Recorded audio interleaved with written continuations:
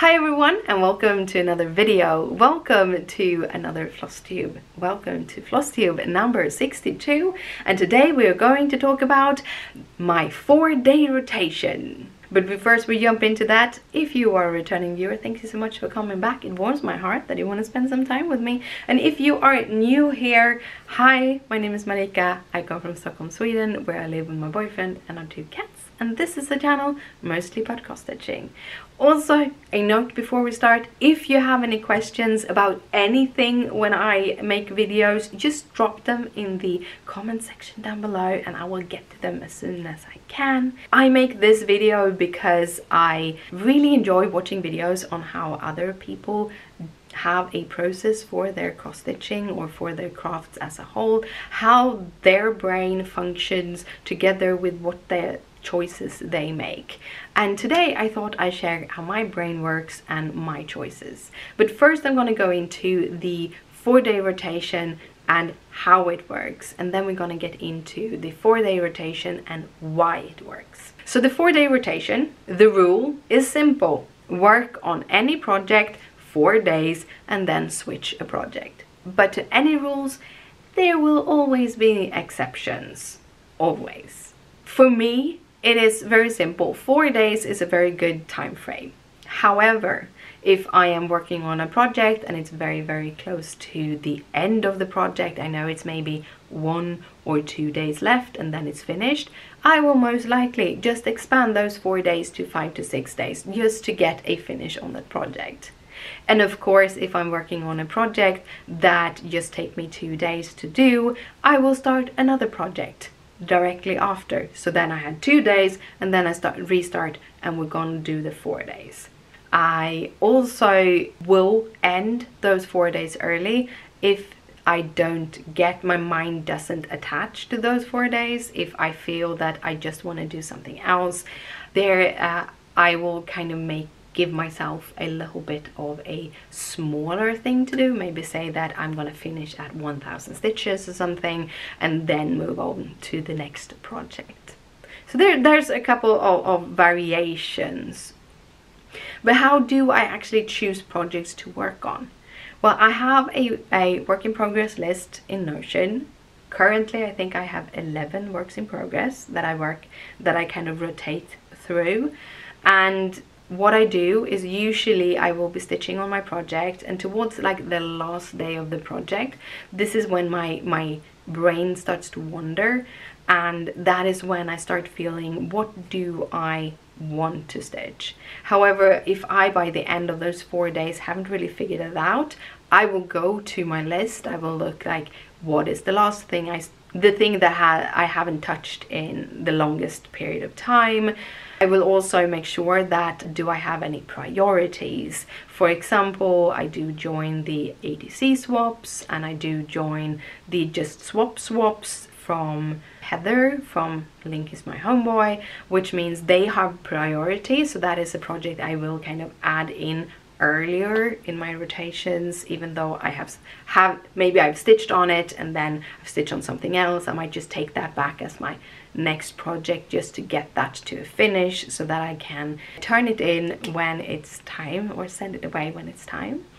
And WhipGo, for example, is another one of those that has priority. If you don't know what WhipGo is, it is basically a bingo board.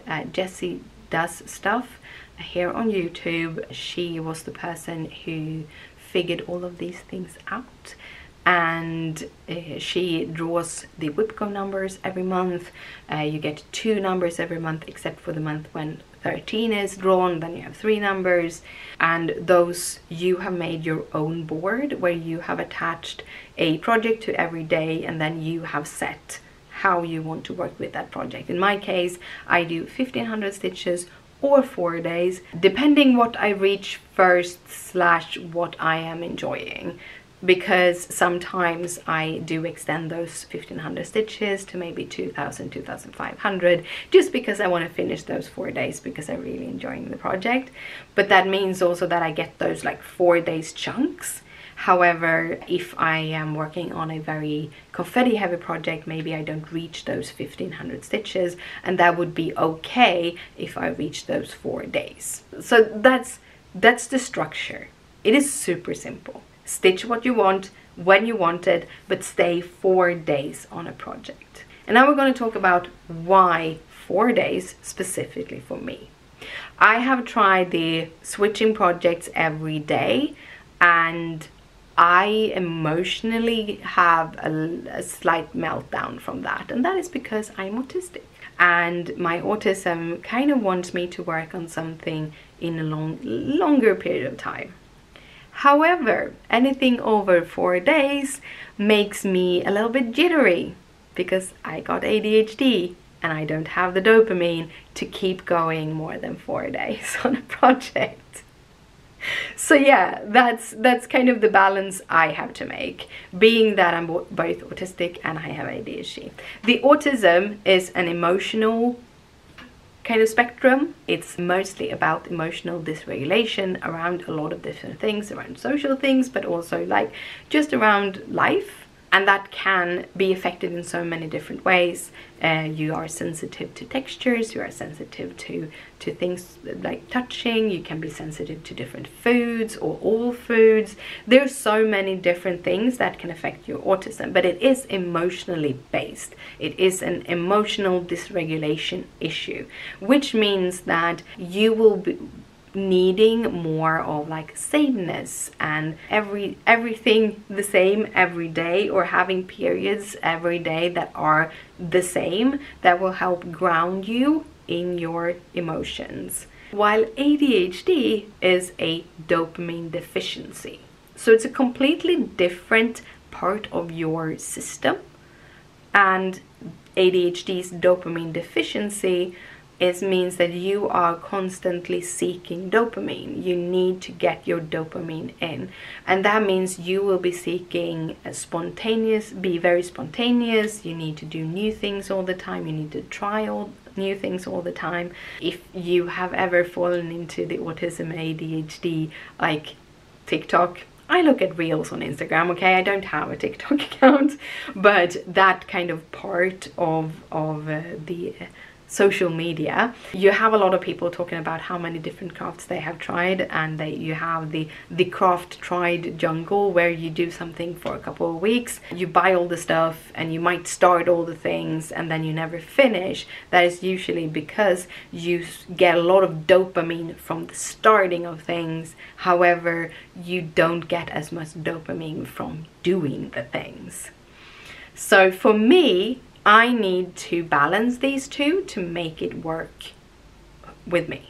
So whenever I work on a project, I need to figure out a way to constantly get little dopamine parts. So working on projects that have teeny tiny things, not too small, but not too big either, really helps with that. You get a little, every time you finish that little thing, you get a little bit of dopamine.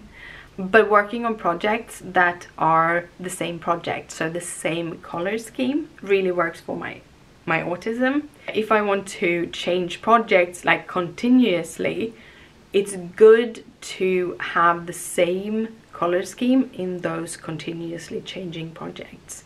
If I would want to do every day, I would need that for a extended piece of time. Those everyday changes are still the same color schemes or something the same to make that work.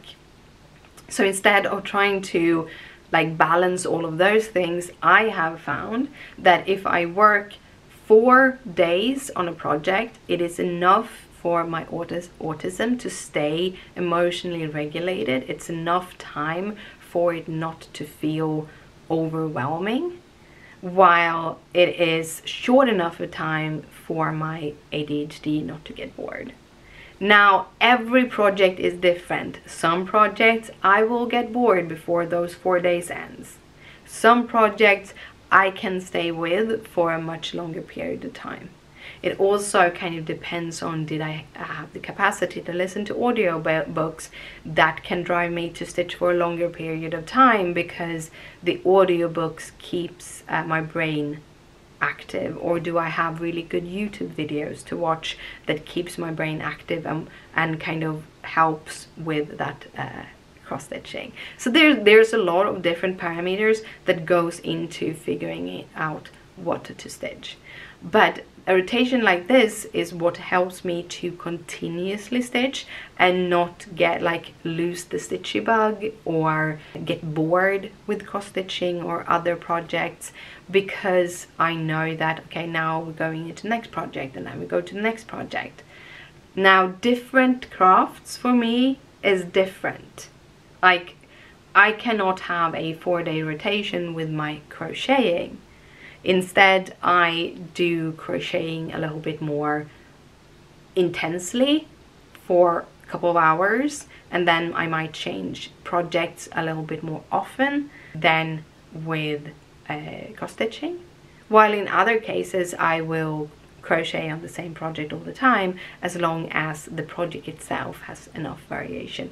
So it's very different depending on which craft you do. With cross stitching, that 4-day rotation really works for me. That, I think I explained everything. If there's something that you felt that I was missing when it comes to these rotations and how my brain works and all of those things, please put all the comments in the description down below. I will answer them there, and if it's enough questions, I might make a follow-up video on them too. I hope this was, I don't know, educating is the right word, but that it was entertaining and interesting for you to listen to. I want to thank you so much for watching. If you liked it, please thumbs it up. If you have any questions, just comment down below. If you want to see more videos like this, you can always hit that subscribe button if you haven't done so. And yeah, I want to say thank you for watching. It really means a lot, especially if you stay to the end. I will see you next week. So I hope you have a great week, and I see you then. Bye!